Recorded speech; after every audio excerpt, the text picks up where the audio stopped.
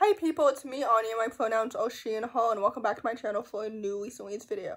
Before we get into these books, please remember that my channel is pro-Palestine, and I think that Palestine will be free from the river to the sea.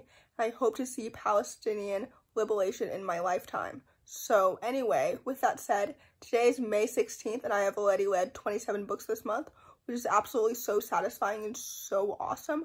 I knew that I would read a lot this month, only because historically, May is usually one of the months that I read the most.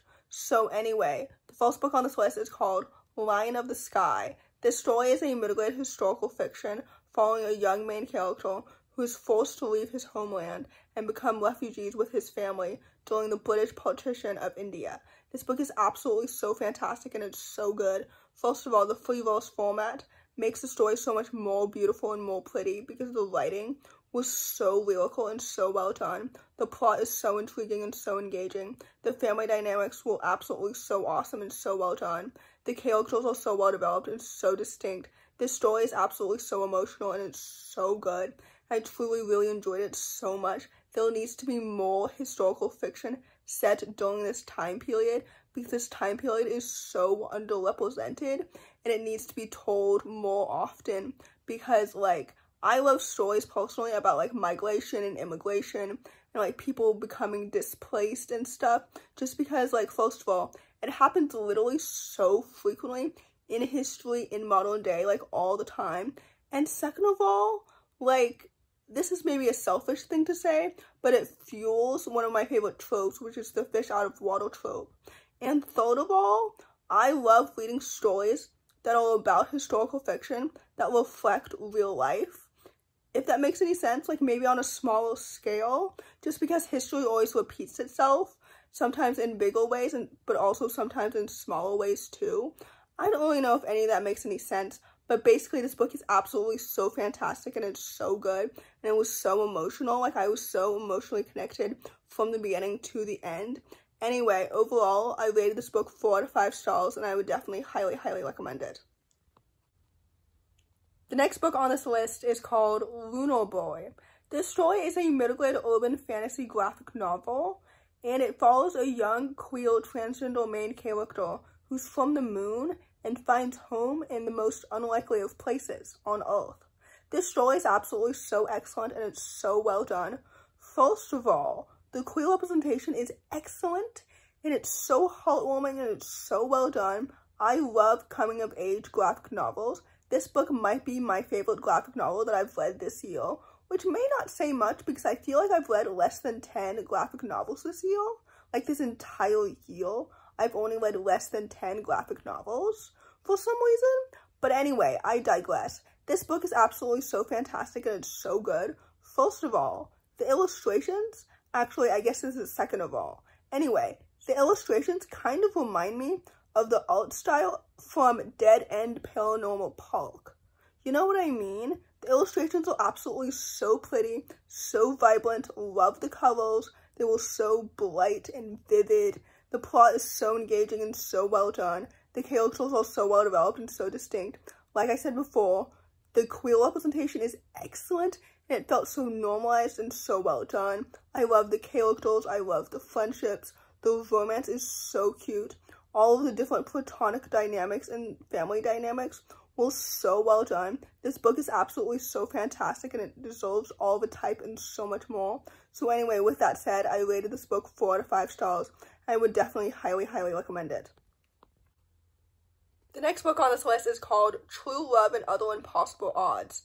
This story is a YA contemporary following a young Asian sapphic college freshman who creates a class algorithm to predict people's perfect partners, only to have everything that she's ever known about love and sexuality and friendship thrown into question. This story is absolutely so excellent and it's so brilliant, and I really loved it. I rated this book 5 out of 5 stars because it was so excellent and was so well done. Christina, you are paying for my therapy because this book was excellent and I loved it so much. First of all, the characters feel like real people and I love them. This story is so emotional. The writing is excellent. It's so lyrical. It's so beautiful. The sapphic romance is so well paced and it's so cute.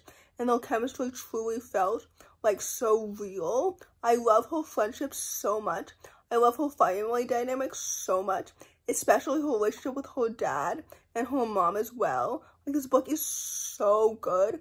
Also, her relationship with Hannah was done so well. Everything about the story felt absolutely so honest and so well done, and it was so good, like from the beginning to the end. I had super high expectations for this book, and I'm so glad this book not only met those expectations, but exceeded them. Like, I cried twice. This book is excellent. It's so brilliant, and it's so done in so many different elements. So anyway, with all that said, I would definitely highly recommend it.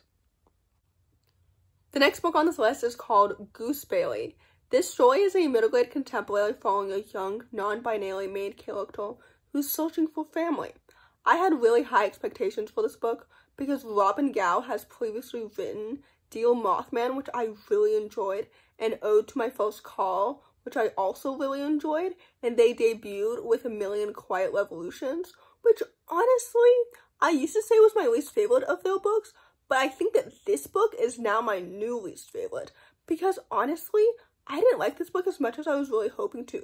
First of all, I was expecting this book to be in free verse, and it wasn't, and I think it should have been, because, like, first of all, the ending felt really rushed to me, and some aspects towards the end, like some of the storylines, felt kind of unresolved for some reason, and I felt like they should have received more closure.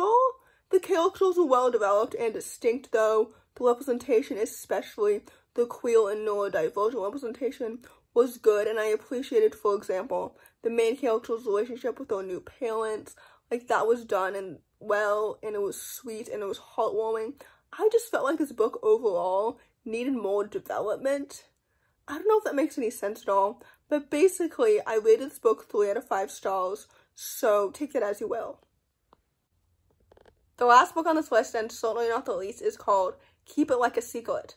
This story is a middle-grade contemporary following a young main character as he spends a day with his sister, and he starts to realize that their relationship isn't as inseparable as it used to be. This story is absolutely so excellent and so well done. I had really high expectations for this book just because I trust the author's reputation, and historically, all of his books in the past have been absolutely so emotional and so bittersweet, and this story was absolutely no exception.